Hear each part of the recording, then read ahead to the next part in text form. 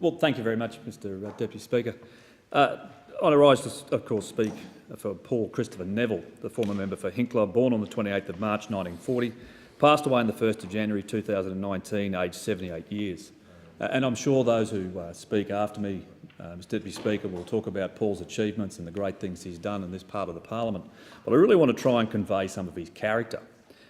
Paul passed away peacefully on New Year's Day after decline in health over a number of months.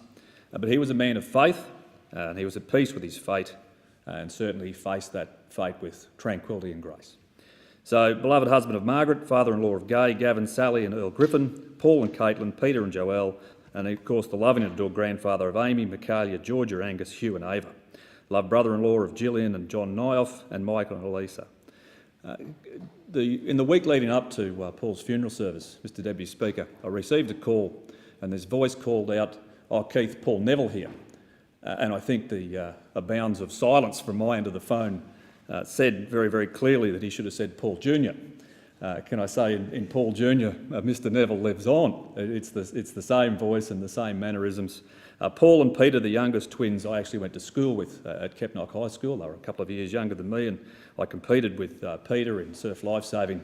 And they're the same sort of people, you know, passionate, nothing gets in the way. They go hard at the things that they were chasing. But Paul was elected the member for Hinkler in March 1993, and he served in that office for 20 years, retiring in August 2013. And he certainly wasn't there for the short game or the personal gain. He was what we should all aspire to be, and that is a local champion. He was a local champion, there for the long run, despite being in a marginal seat. He fought election after election, and can I say, he won them all. He won them all. So for Paul, it was about representing the people he served, his faith and his family. But he was an old-style politician, more prone to having a chat over a cup of tea than getting into those media fights that others do, I guess, in the current parliament. He was always very, very keen for smoko and to have a chat. In fact, across the electorate and with boundaries that change, like we all do in regional seats, Paul did a lot of miles on the road. I've got to say, Mr Deputy Speaker, he's not the greatest driver at the time. Paul was not the best behind the wheel. In fact, we travelled to an event in 2013, and I clearly remember being on a very straight section of road at 100 kilometres an hour, and off in the distance I could see a line of ducks crossing the road. I thought, oh well, I'm sure Mr Neville will slow down soon. I'm sure he's going to put his foot on the brake soon. About 400 yards out, I said, Paul, duck. Paul, duck. Duck. Duck. It got a bit faster and a bit more frantic.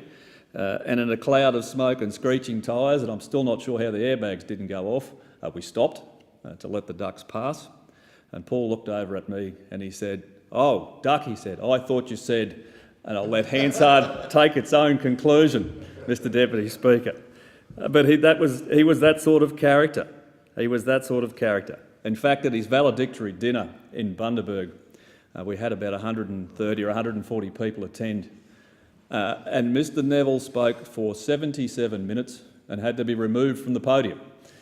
He continued on into the night, and some of the comments that I recall from those that attended, particularly from our colleagues, and many of the nationals showed up, and many former members and people from business.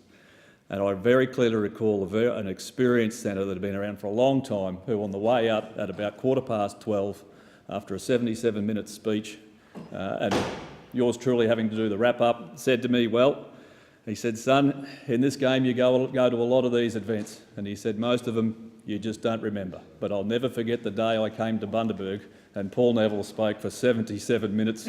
He said, I started off drunk and I finished sober." It was a great way to send him out.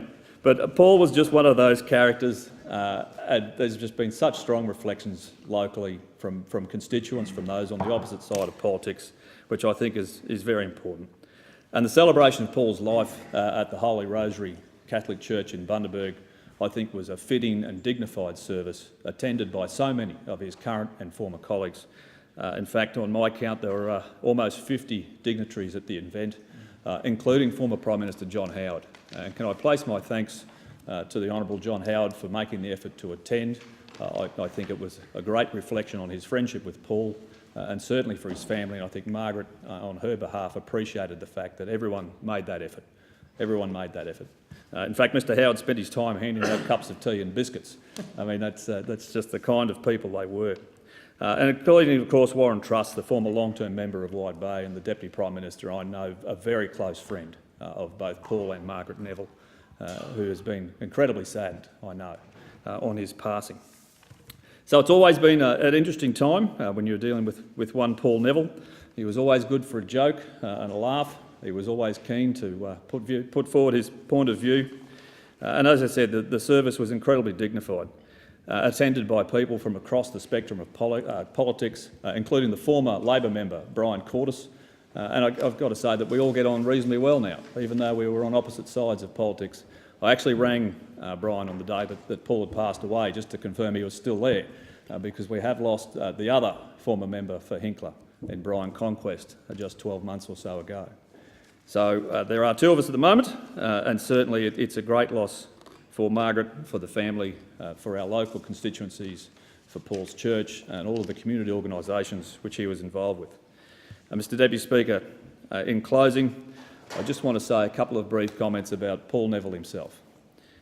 Anyone that had spent any time with Paul, that had had a conversation with him, regardless of whether it was around a constituency matter, a matter of policy, a matter of the nation's security or economic security, from the top down to the bottom, from the smallest and youngest individual through to some of the most important or those with very difficult positions, whether you were a Prime Minister or a plumber. Paul Neville always had time for you, and when you had a conversation with Paul Neville, you always knew who did most of the talking, and it was Paul Neville. May he rest in peace, Paul Christopher Neville, Vale Paul, and my best wishes to his family in their time of grief.